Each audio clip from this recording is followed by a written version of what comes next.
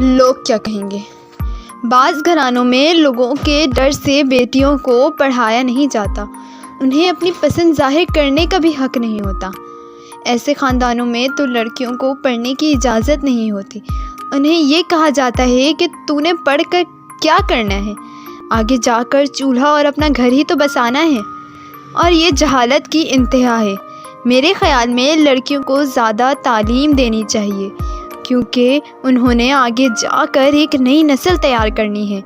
اگر وہ تعلیم یافتہ نہیں ہوں گی تو اپنی اولاد کی اچھی پرورش کیسے کریں گی، اس کو صحیح غلط کیسے سکھائیں گی؟ جب وہ خود جاہل رہیں گی تو وہ اپنی اولاد کو کیسے مہذب بنائیں گی؟ تو میرے خیال میں لڑکیوں کی پڑھائی بہت ضروری ہے۔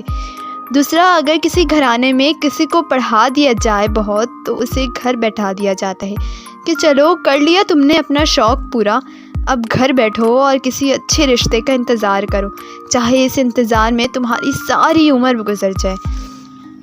اس سے سر پر ہاتھ رکھ کر یہ نہیں پوچھا جاتا کہ بتا بیٹی، اب تو نے تعلیم بھی حاصل کر لی، اب تیرا کیا ارادہ ہے، کچھ بننا ہے یا گھر بسانا ہے؟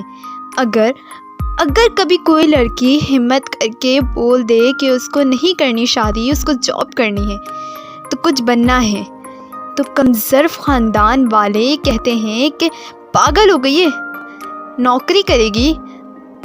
ارے کیا چاہیے تجھے؟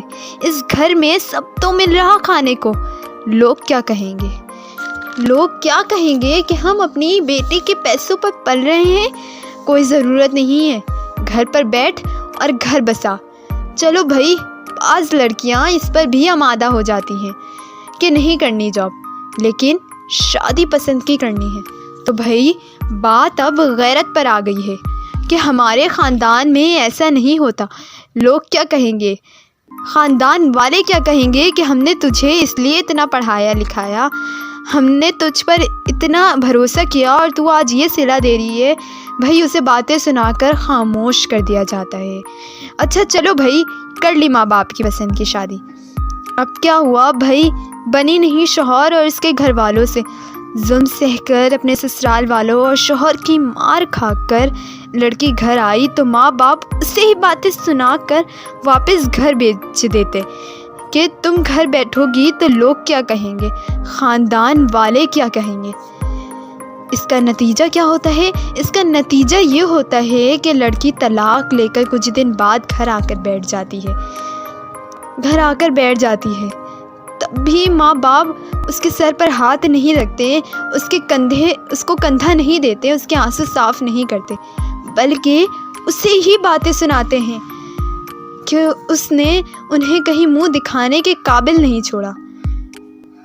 ایک لڑکی کی زندگی پیدا ہونے سے موت تک اپنی خواہشات مارتے مارتے اور یہ سنتے سنتے گزر جاتی ہے کہ لوگ کیا کہیں گے۔ ارے بھائی، آج دنیا کتنے آگے نکل گئی ہے ہر معاملے میں، لیکن افسوس ایک لڑکی کے لیے یہ آج بھی وہی گھٹیا سوچ رکھتی ہے۔ میں ایسے لوگوں سے کہوں گی کہ اگر ان کو اپنی بیٹی بہن سے زیادہ لوگوں سے محبت، لوگوں کی فکر ہے تو ایسے لوگوں کو اللہ اپنی رحمت سے نہ نوازے، کیونکہ ایسے لوگ اللہ کی رحمت کے قابل ہی نہیں ہوتے۔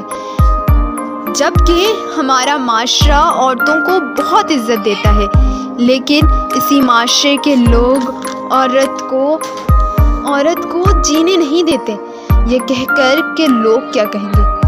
میری دعا ہے کہ اللہ ہم سب کو ہدایت دے اور ایسے لوگوں کے دل میں اپنی بیٹی بہن کی محبت ڈال دے، اور جس گھر میں بیٹی بہن کی محبت نہیں، اس گھر کو اس رحمت سے نہ نواز۔ میرے مالک، اس گھر کو اس رحمت سے نہ نواز۔ فی امان اللہ۔